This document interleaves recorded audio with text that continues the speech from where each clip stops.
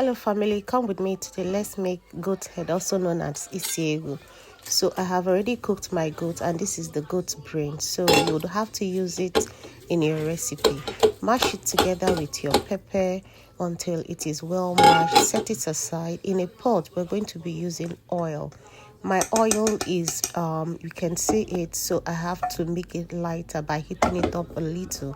We want the oil to be warm but not hot.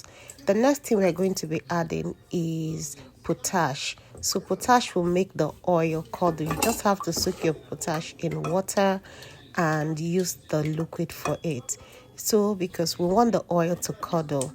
So the next thing to do is to put your onion, your pepper mix, and the brain. Now, the brain goat is very essential because you use it to thicken your sauce.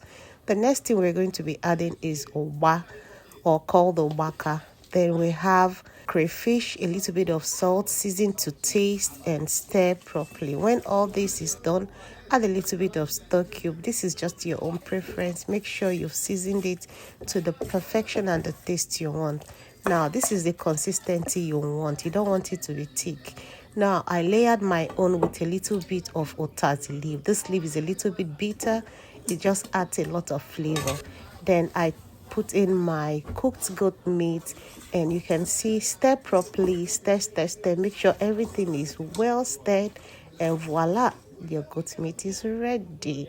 And I must tell you, this is good. It's just good, so good for a beautiful day where you just relax, have some drink, and enjoy yourself. Hope you found this video interesting. Please do well to subscribe, like. Thank you.